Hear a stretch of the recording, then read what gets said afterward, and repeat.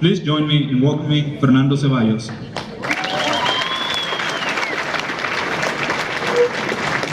Howdy. Can I please have all the scholarship and graduating seniors raise their hand? I want to know who I'm talking to. Okay, you guys are back there, great.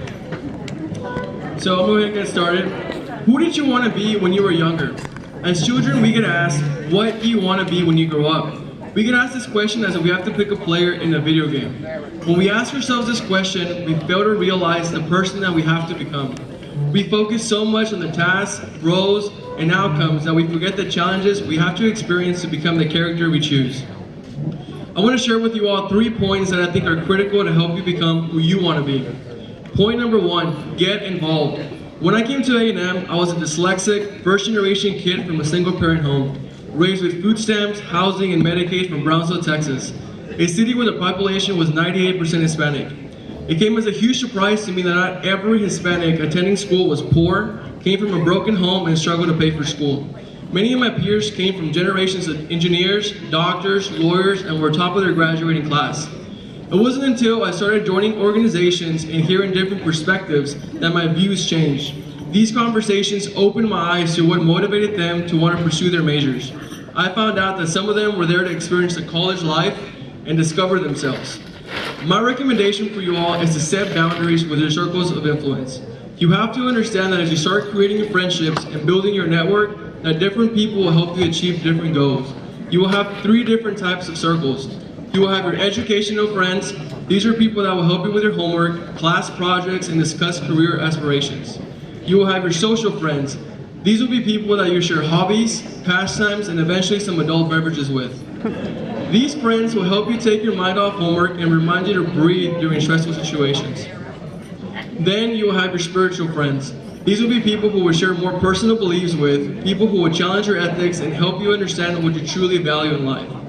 No group of friends is more important than the next. The trick is to set boundaries. Frustration, anxiety, and bad grades will come knocking on your door if you allow each circle to rob your time. Point number 2, find your why and identify what you're willing to sacrifice for others. You will find out that time will be your most precious resource. Money will bring stress into your life, but time will be the leading currency. You will have to learn what your minutes and seconds are worth and who deserves them.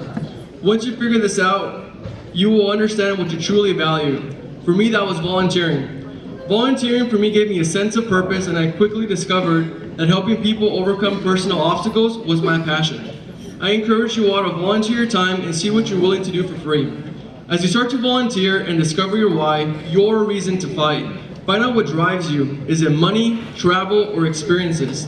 Learn what your ideal day looks like, a day that brings purpose and fulfillment, a day that makes you feel like you're living and not just existing.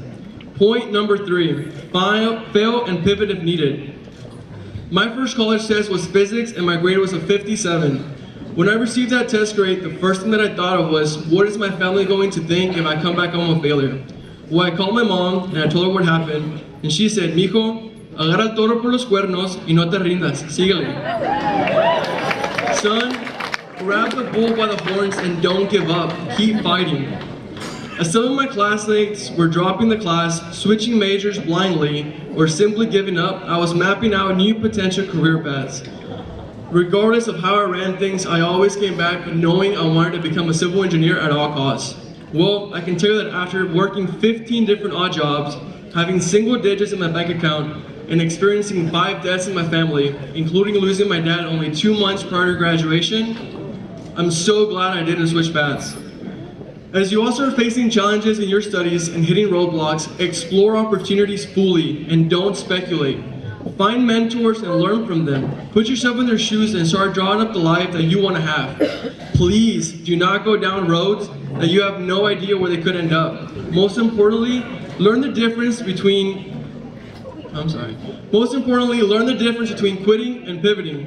Do not quit because things get tough. Analyze your situation, weigh out the pros and cons, and make a decision if the road you are currently on is no longer the destination you want.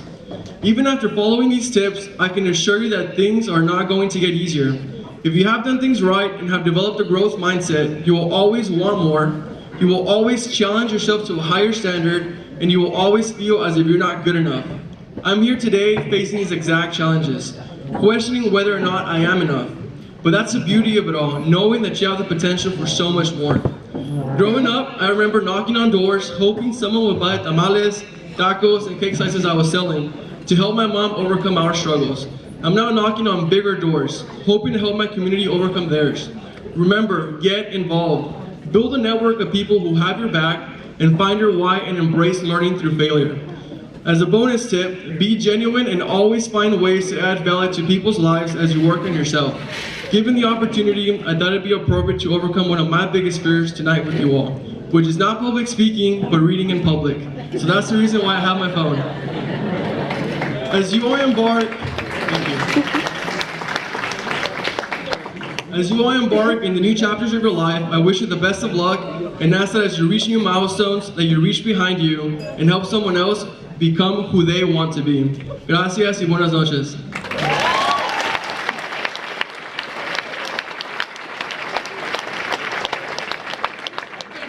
Thank you so much on behalf of the forum for those encouraging words to our students and for all you do for your community. Please accept this as a small token of our appreciation.